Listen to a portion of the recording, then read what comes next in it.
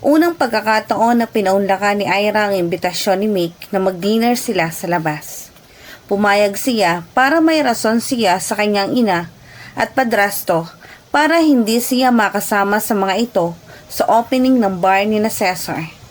Dinala siya ni Mick sa isang fine dining restaurant sa Pagadlan.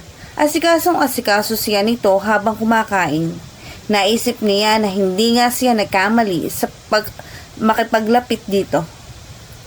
Hindi lang gwapo ito, sobrang maalalahanin pa ito. Wala siyang may pintas dito, except sometimes ay off ang forma nito. But then, what did she expect? Future vet ito, animal doctor. Aanihin naman ang forma noon.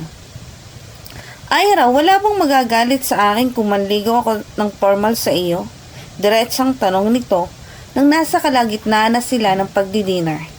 Expected na niya yon.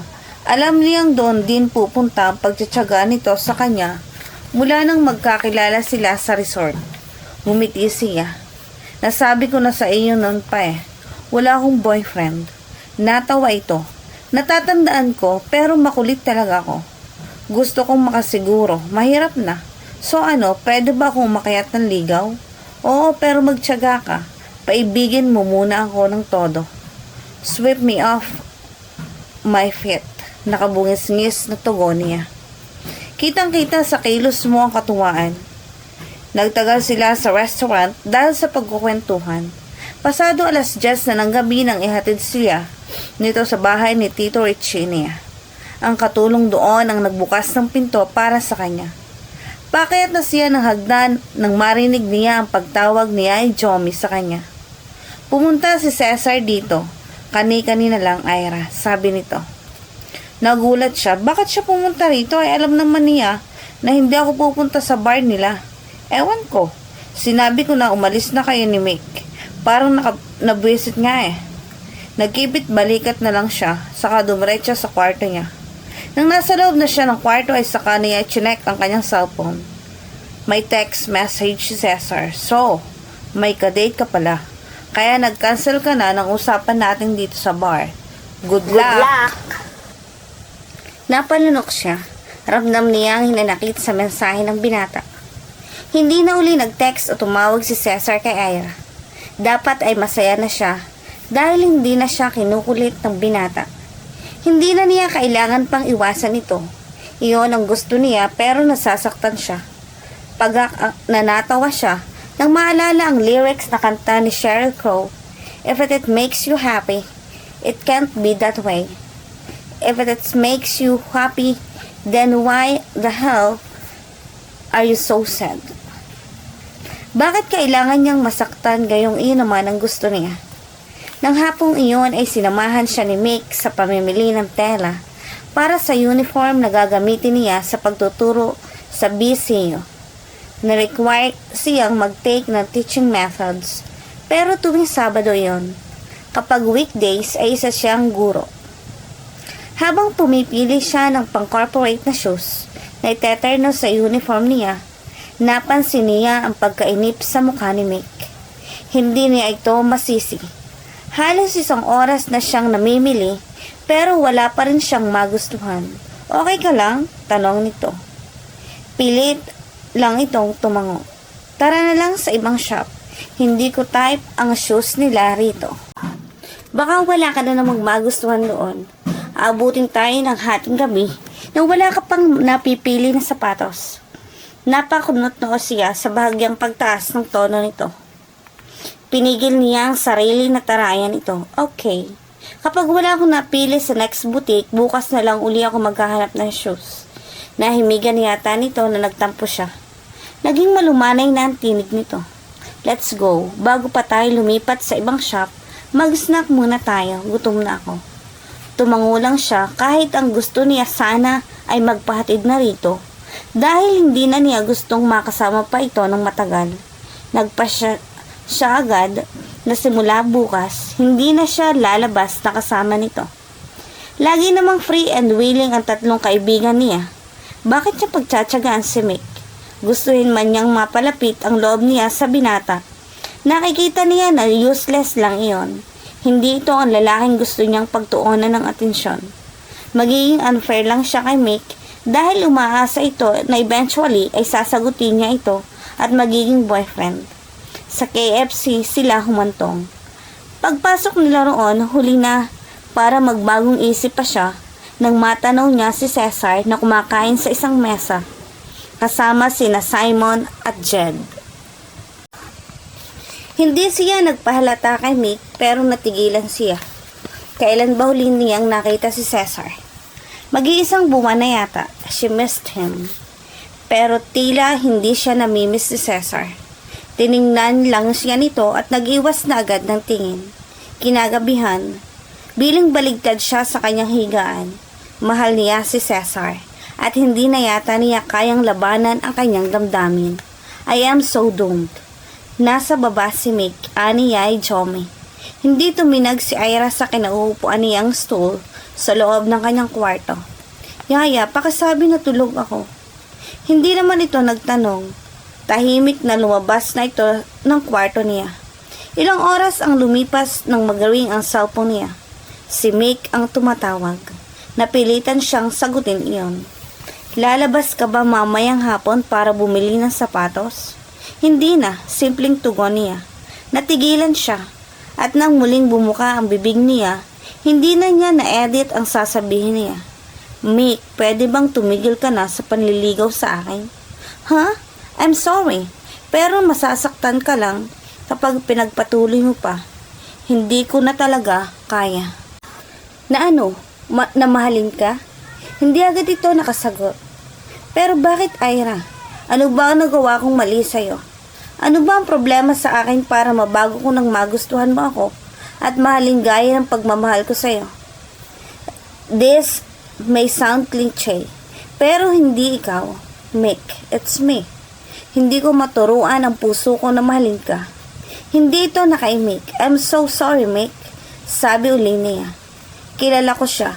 Kapag kakuan, sabi nito, si Cesar, di ba? Hindi siya nakasagot.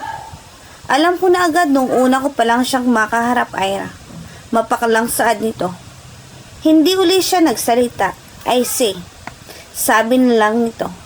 At ito na mismo ang pumutol sa pag-uusap nila. Nasaktan niya si Mick. Nagigilty siya at nagpasalamat at the same time dito. Kung hindi ito dumating sa buhay niya, hindi niya marirealize na hindi niya kayang magmahal ng iba. She had to give it a try, take a chance on Cesar. Now, what's next? Ano na ang gagawin niya ngayong sumuko na siya sa paninikis sa sarili niyang damdamin? Matagal na nagde-debate ang puso niya at isip. Sa huli, nanaig ang kagustuhan ng puso niya. Natagpuan niya ang sarili na nagte-text kay Cesar. Simpleng pangumusta, pero hirap na hirap siya. Nang sa wakas ay naisend niya iyon, namuti ang mga mata niya sa kahihintay ng reply. Nang tawagan niya ang number na ito, nagre-ring lang iyon, pero hindi niya sinasagot. Wala pa ring reply si Cesar sa mga text ni Ira na mga araw na iyon. Nakailang text na siya. At alam niyang nare-receive nito ang mga iyon dahil laging naka-on ang cellphone nito. Kahit ang mga tawag niya ni isa ay wala itong sinagot. Pagising niya sa umaga, cellphone niya ang hinagilap niya para ma-check ang text messages o missed calls. None came. Talagang desidido yata si Cesar na putulin ng tuluyan ang anumang ugnayan nila. As usual, sa mga kaibigan niya siya tumakbo, nang hindi na niya makayanan ang kanyang problema. Kung ayaw niyang sagutin ang mga text at tawag mo, puntahan mo na sa resto nila. Suwestyon ni Pepsi. Correct! Segunda ni Mary. Nagpapakipot lang yan eh. Obvious naman na lakas, tama. Win siya sa'yo. Nasaktan lang siguro ang lolo mo nang dumating si Mick sa buhay mo. Go girl, sumugod ka ron. I-explain mo na clueless ka sa kawindangan sa buhay mo, kaya ka nagpaligaw kay Mick. Ngayon ay clear as blue sky na ang utak mukha mo. Huwag kang magpadalos-dalos, Ira. Huwag kang basta makinig sa dalawang gaga na yan. Hindi ka sure sa feelings ni Cesar para sa'yo eh. Paano kung mapahiya ka lang? Carry ba ng powers mo if ever na mawawindang ka gaya noon with Jimbo? Kontra ni Kyla. Hindi ito pabor sa mga payo ng dalawang kaibigan nila. Huwag kang kontrabida, Lola Kyla. Palibasa old maid ka, tigang, sikmat na ni Pepsi Rita. Bumaling ito sa kanya, basta girl, sasamahan ka namin bukas ng gabi sa bar ni na Cesar. Tamang-tama Friday yon, tutugtog sila. Akong bahala sa gimmick at dyan ako magaling. Napailing siya at maya-maya ay natagpuan ang sarili na napapangiti na lamang. Pero hindi na nangyari ang ideyang iyon ni Pepsi. Kinagabihan mismo nagulat na lang si Ira nang dumating sa bahay nila si Cesar. Halos malunod siya sa matinding galak nang makaharap niya ito sa sala. Kumusta na? Bati nito sa kanya. Mabuti naman, ikaw. Nagkipit balikat lang ito. Sandaling tinignan niya ito. May stubbled ito. Nasanay siya na laging clean shaven ito. Nakakapanibago yon, lalo na ang bagyang pagbagsak ng katawan nito. Kumusta ang bar? Tanong niya. Let's not talk about other things, Ira. Sabi nito na tinitigan siya ng mataman. Pumunta ako rito dahil gusto kong malaman kung bakit lagi mo akong tinatawagan. Bakit? Na-open na tanong niya. Iyon lang bang pinunta mo rito roon? Hindi siya nito na-miss? Nakaka-istorbo ba ako? Umiling ito. You will never be a bother, Ira. I like the attention I'm getting from you these days. Pero ayokong magsaya. Napamaang siya. Iniisip mong pinagtitripan kita? Nagbunga ito ng hangin. It's just that I don't know. Natatakot siguro ako. Na kaya mo ako pilit kinokontak ay dahil may news ka para sa akin. News naman na ano? Nagtatakang tanong niya. News tungkol sa anumang development ng relationship niyo ni Mick na iyan. I don't know. Nagkipit balikat na sabi nito. No, Cesar. Mabilis na sabi niya. Wala kaming relasyon ni Mick. Oo, naliligaw siya pero sandali lang iyon. Binastad ko siya. No. In fact, mahigit 1 week na kaming hindi nagkikita. At nag-uusap kahit sa phone. Nagtampo siguro. Ewan, bahala siya. Nagliwanag ang makulimlim na mukha nito. Talaga? Oo kaya, talagang talaga. Napapitik ito sa ere.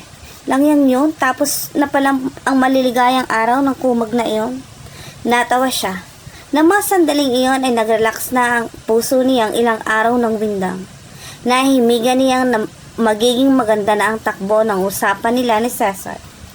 Hindi ko maiwasang maramdaman na inagaw ka niya sa akin. Kapag kakuan ay saad nito. Nasanay na ako lagi ang kasama mo. Kahit sa pagbili lang ng underwear mo, di ba? Napangisi ito nang namumula ang mga pisngi. Huwag ka nang mag-blush, fact of life. Napangiti na lang siya. Oo na. Kung alam mo lang kung gaano kahirap sa akin natanggapin na ibang lalaki ang nagdadrive para sa'yo, na ibang lalaki ng mga kasama mo kumain sa labas. Cesar, hindi niya alam kung ano ang sasabihin niya. Nang hawakan nito ang kamay niya at pisilin iyon, halos mabingis siya sa biglang pagsasal ng dibdib niya. Nang biglang sumulpot sa sala si Yaya Jomi para magsilbi ng inumin. Mabilis niyang hinila ang kamay niyang hawak ng binata.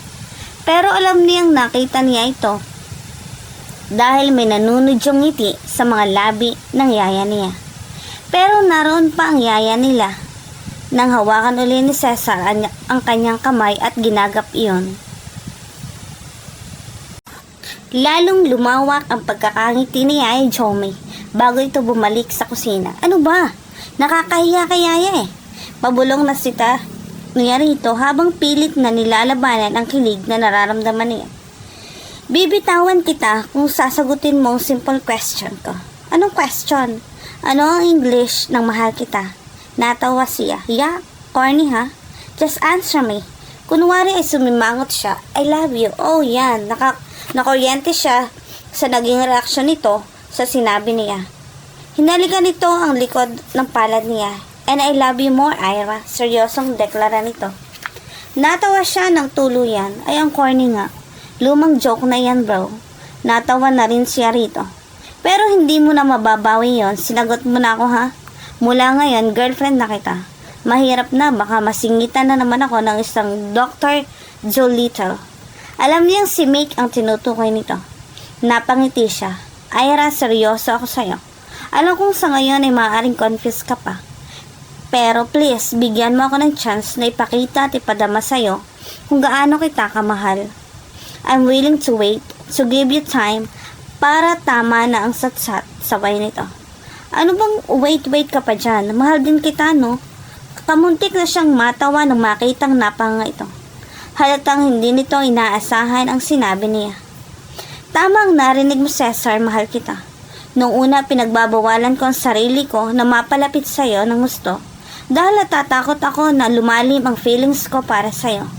Kapatid mo si Jimbo at ayokong baka masaktan na naman kapag nagmahal uli ako.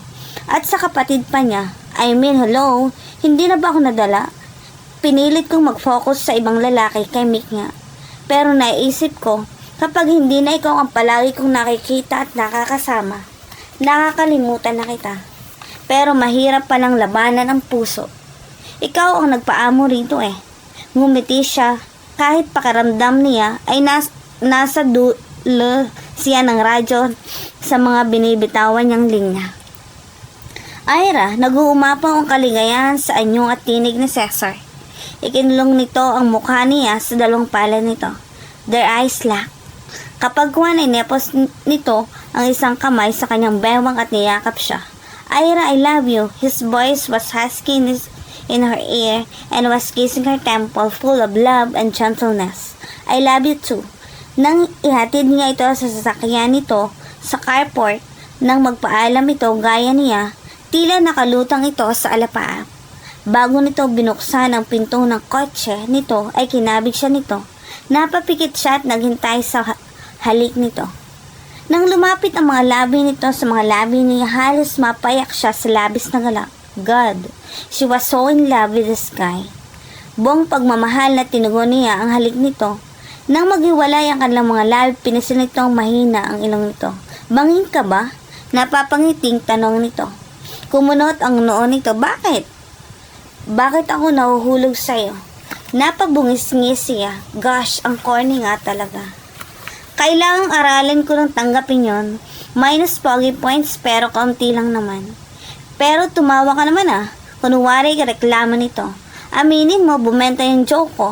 Napahagikik siya. Pospor ba tayo? Hirit na naman niya. Ngumisi ito. Bakit? Sirit na. Kasi match tayo. Patawarin are. Sabi nito na pinipigilan ang mga pisngi niya.